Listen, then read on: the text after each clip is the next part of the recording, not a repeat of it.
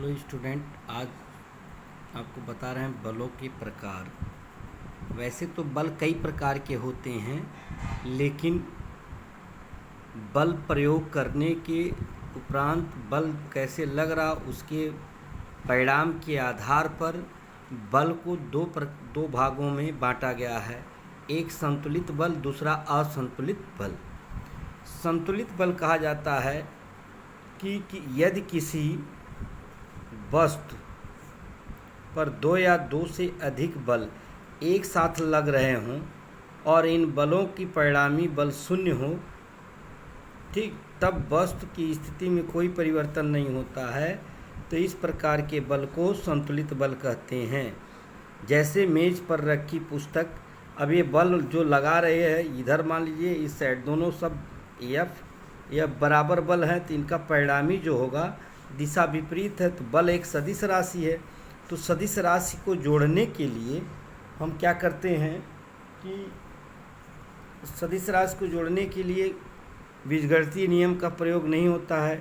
जैसे मान लीजिए इसका डायरेक्शन इधर है, इसका डायरेक्शन इधर है, दोनों ये है F1 बल है, F1 और F2 परिणाम में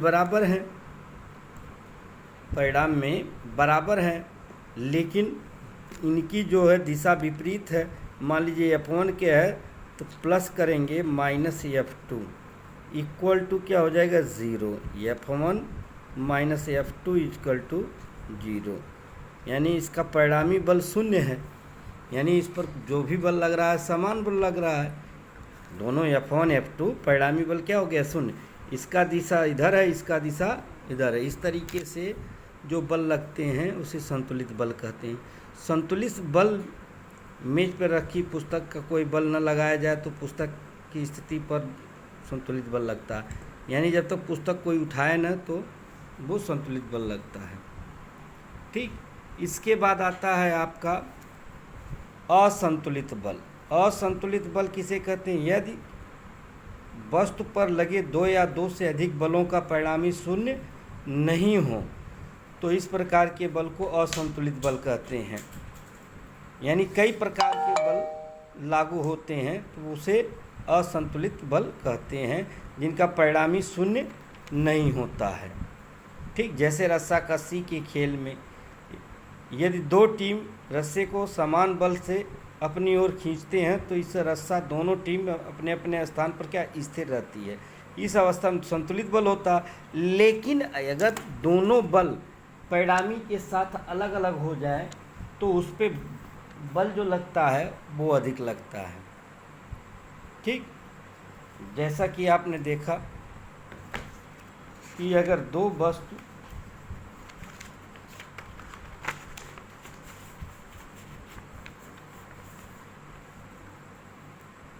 जैसे मान लीजिए दो बल F1 plus F2 not equal to zero के बराबर होता है, तो इस प्रकार जैसे बल संतुलित बल कहते हैं, यानी F1 plus F2 not equal to zero हो तो हमें क्या कहते हैं, संतुलित बल कहते हैं। ठीक, जैसे रस्साकसी के खेल में अगर दोनों बल समान हैं तब तो संतुलित बल होगा, लेकिन रस्साकसी एक दूसरे को ओर खींचते हैं जब, अगर किसी एक टीम द्वारा बल अधिक लगा दिया जाए तो दूसरी टीम द्वारा बल कम, तो परिणामी बल शून्य नहीं होगा। इस स्थिति में इस प्रकार के बल को क्या कहते हैं, असंतुलित बल। ठीक, असंतुलित बल। जैसे लेकिन कोई भी एक टीम रस्से को अधिक तथा लगाकर अपनी ओर खींचता है तो इस रस्सा और टीम दोनों इसी की ओर खींचे जाते हैं, तो इस अवस्था में रस्से पर लगाया गया बल असंतुलित बल होगा। जड़त्व, देखो जड़त्व क्या है, जड़त्व का अर्थ परिवर्तन न होना, अर्थात जड़त्व किसी वस्तु का ऐसा गुण हो जो अपने परिवर्तन का विरोध करता है। ठीक, जैसे तुम बैठे हो तो बैठे ही रहोगे जब तक कोई उस पर बल न लगाया जाए, यानी बैठने का है तुम्हारा जड़त्व में हो। गतिमान हो तो गतिमान में रहोगी।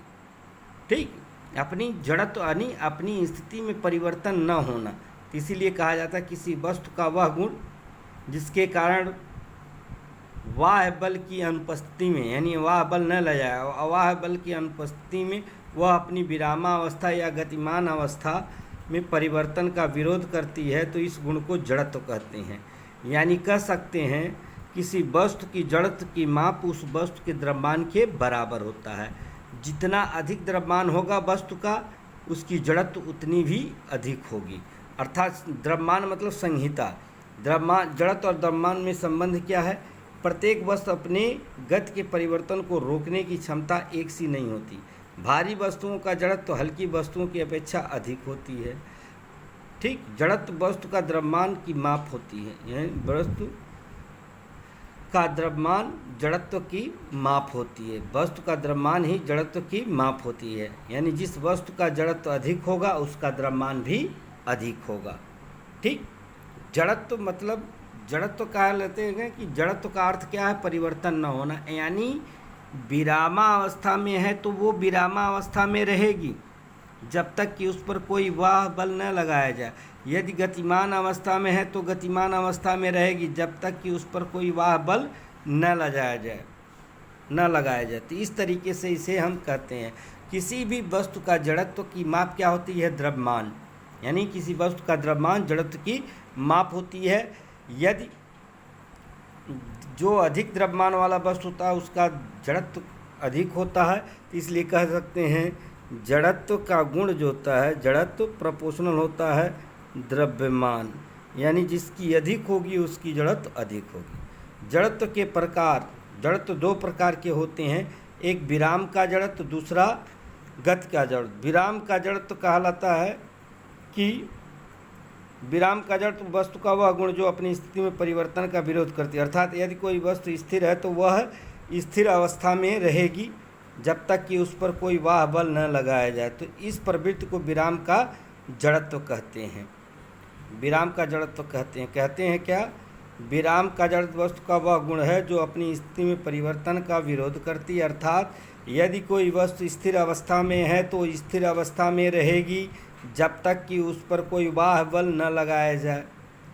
तो इस प्रवृत्ति को क्या कहते हैं? वस्तु की विराम का जड़त्व या विरामावस्था का जड़त्व कहते हैं। जड़त्व के उदाहरण जो होते हैं, जैसे पके फल लदे पेड़ से टहनियाँ हिलाने पर क्या गतिशील हो जाती हैं, परंतु विरामावस्था के कारण फल स्थिर बने रहते हैं। अतः डाली से लगे फल टूटकर गुरुत्वाकर्षण के कारण नीचे गिर जाते हैं। कहने का मतलब ये है कि जब पेड़ में फल लगे होते हैं तो क्या होते हैं? स्थिर होते हैं। और स्थिर फल है, जो ही आप टहनियाँ हिलाएंगे तो टहनियाँ हिलेगी, फिर फल विरामावस्था में रहेगा। तो विरामावस्था टहनियाँ एक गतिमान अवस्था में रहेगी जहाँ पर है, तो अचानक हिलाने पर फल का क्या है? स्थिति में परिवर्तन होने रहा है। वो गुरुत्वाकर्षण के कारण टूट करके नीचे गिर जाता है। ठीक, पके हुए फल, क्योंकि उसके द्रव्यमान ऐसे हो जाते हैं, बढ़ जाते हैं जो मास और नीचे गिर जाते हैं।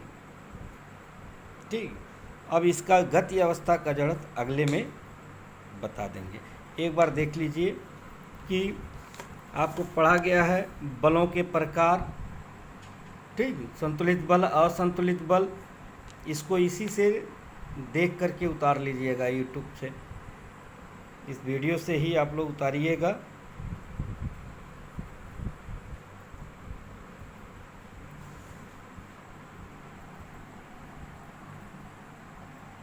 जैसे जड़त्व का एक बार, जड़त्व में का अर्थ होता है परिवर्तन न होना है। यानी प्रत्येक वस्तु का एक अपना जड़त्व होता है और जड़त्व की माप वस्तु के द्रव्यमान के समानुपाती होता है। यानी वस्तु के द्रव्यमान पर ही जड़त्व निर्भर करती है। यदि गतिमान अवस्था दो प्रकार के होते हैं जड़त्व। ठीक, पहला विरामा का जड़त्व और दूसरा गतिमान का जड़त्व। विरामा का जड़त्व आपको बताए कि यदि कोई वस्तु विरामावस्था में है तो विरामावस्था में रहेगी जब तक कि उस पर कोई वाह बल न लगाया जाए। ठीक, जैसे पके हुए फल टेढ़ या कभी कंबल पे छड़ डंडे से मारते हैं तो धूल कण गिर जाते हैं। ठीक, क्योंकि कंबल विरामावस्था में होता है और धूल के कण मारने से गतिमान अवस्था में होते हैं तो धूल के कण बाहर निकल जाते हैं, इससे कंबल साफ हो जाता है। ठीक, इसको उतार लीजिएगा। धन्यवाद।